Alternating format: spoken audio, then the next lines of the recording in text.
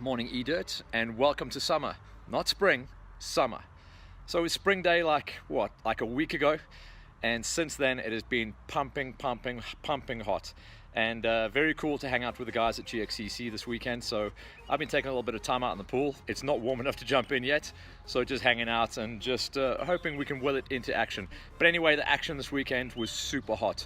GXCC, the penultimate round, race mirror built.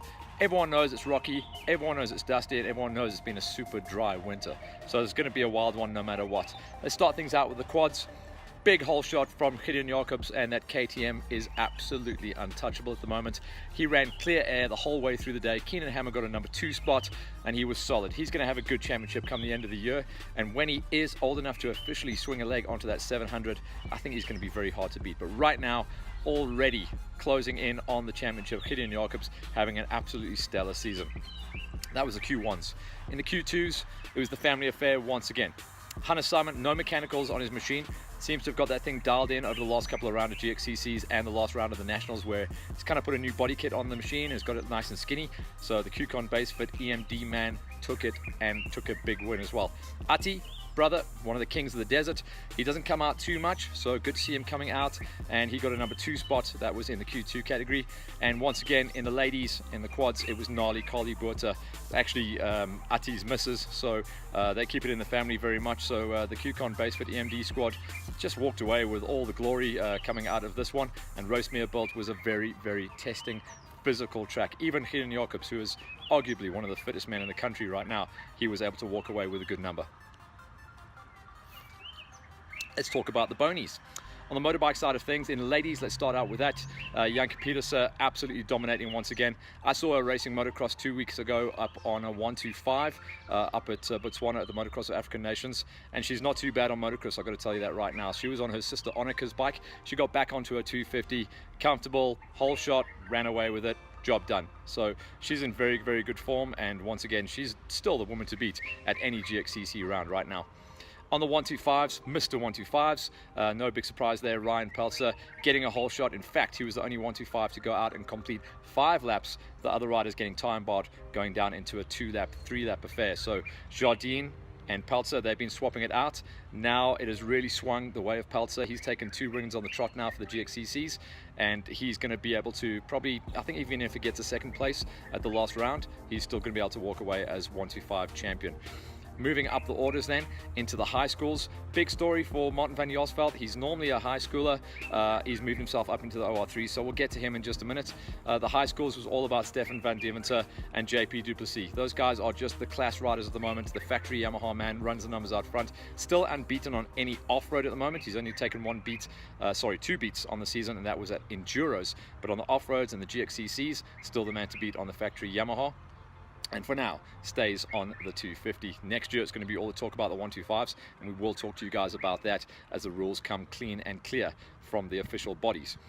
But JP Duplessis, also very strong ride, super solid, consistent. He is always on the box, and I just want him to kind of break out of his shell. He's a very quiet kid, very shy, but we know he's got a lot of confidence when he gets behind the bars. Number 2 spot will keep him in the championship hunt, but at the moment it's the hunt for 2nd place on the championship, and that's the kid that rides out of the QCon Basefit EMD squad as well. So they came out real strong at this event. Moving up the ranks then into the OR3s, it was return of the champ. We're going to call him that as well, because he really is the man to beat in the OR3 category. That's Taki Bodgiorgis. He lined up with all the key players. Rawler was there, the brawler, and he took the previous win at the last round. That's Ian Rawle. He took the 250 win in the OR3s at the previous round. He was in the lineup. Sharon Moore was in the lineup. He had a big problem with his bike and had a mechanical, had to retire early on lap number 1, so commiserations to Sharon. And that pretty much gives the championship to Taki. He can kind of like cruise around something like top 5 at the last round. So it was all about Taki taking the win there. 2nd place went to Rawle. McLeod was right in the mix as well, and unfortunately had some problems on his machine, but still looks like he was able to run some real good pace, and those 3 were just in a wall the whole way through the race. Rawle is an absolute madman. This is from the words of Taki Bodgiorgis. He said the guy's got x-ray vision through the dust and is super strong. So watch out for those guys on the 250 series next year in the Nationals, the OR3s. They're both saying that they're committing to the little bikes once again. Moving forward then into some of the bigger bikes, the OR2 category. At the previous round, it was Travis Gielig who actually came out and took his first category win, and that was him stepping down off the big 500, which he's normally on, onto the Pepsi Plastics factory Husqvarna 350. He's lost a ton of weight. He's in really, really good form, and he was also credited with a rock solid number 2 spot. Got kind of boxed out on lap number 1, got stuck in the dust, but a number 2 spot is going to help him out big time. Third place went to also a returning rider coming back from some problems with his bike and some injuries, and that was JC Nienober. He's running very solid pace. But the win, and it was a massive win as well, went to Cameron Becker. Not only did he get third across the line, but on corrected time, he was actually second fastest overall. That means on 5 laps of racing, there was only one man that beat him. So well done to Cam Becker. Rock solid, and a very, very strong rider as well. Also a rider who missed the previous round due to putting in some work for school and college. So fair play. Nice to see that he's got his priorities right. But when he comes back to racing, he is an absolute beast. Moving up to the beast category then, the OR1s, the big bangers. Big gate as well, a lot of 450s, 500s and 300 smokers that were on the line there at the penultimate round of the GXCCs. Kenny Gilbert didn't get the whole shot. Didn't get it. That was amazing. It was actually Graham on the 79, so one of the guys that comes out of, I think it's Centurion KTM, Liqui Moly team. He got a massive hole shot, took Kenny about 20 Ks to come past him, and after that it's just going to be a wild race. So Kenny made the pass early on, got through, got clear air. You know, you had D'Artagnan Lobjoy, he was in the mix there. He also made a pass pretty early on lap number 2, I think it was. Got himself up there into second place. But after that, the gap was held. It was around about 3 minutes come the halfway mark of the race, and Kenny kind of rolled it off towards the end there. The winning margin was just under 3 minutes come the end of play. But D'Artagnan takes second place. That keeps him in championship points lead for the OR1s. Kenny was just on another level yesterday, absolutely pinned wide open the whole way around the track, and really just dominated. So threw in the fastest lap as well, and that was from the gate. So from the gate, didn't get the whole shot, but still threw in the fastest standing lap, and after that just leveled it out. I think it was a 34 on lap number 1, leveled out to like 36s, 37s, and just stayed rock solid constant the whole way through the day. So very, very exciting times. Lo Schmidt was there. He had some problems. I think he pulled in around about lap number 3 or 4.